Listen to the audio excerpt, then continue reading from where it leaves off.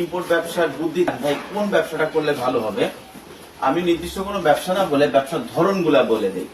3 ধরনের বিজনেস এখন চায়না থেকে যারা ইম্পোর্ট করতেছে 3 ভাবে, তারা বেশ ভালো ইনকাম করতেছে এবং 1-2 বছরে যারা রান রাখতে পারতেছে তারা দেখা যাচ্ছে যে মোটামুটি কোটি টাকার উপরে ইনকাম করতেছে। ফার্স্ট শ্রেণী হচ্ছে যারা সরাসরি রেডি গুডস ইম্পোর্ট না করে ইম্পোর্ট করা প্রোডাক্ট দিয়ে কিছু একটা তৈরি করে বিক্রি করতেছে, লাইক ডেকোরেশন আইটেম। তারা এখান থেকে প্রোডাক্ট ইম্পোর্ট করে ডেকোরেশন করে দিচ্ছে। অথবা গাড়ির পার্টস, আমি এখন গাড়ির পার্টসের মার্কেটে আছি, গাড়ির পার্টসের মার্কেটে যারা গাড়ির পার্টস নিচ্ছে সরাসরি গাড়ির পার্টস বিক্রি না করে সার্ভিসিং সহ প্রোভাইড করতেছে। এই ধরনের এরা এক ধরনের, এরা খুব ভালো ইনকাম করতেছে এবং এদের কোটি কোটি টাকা ইনকাম বেশ নিশ্চিত থাকে।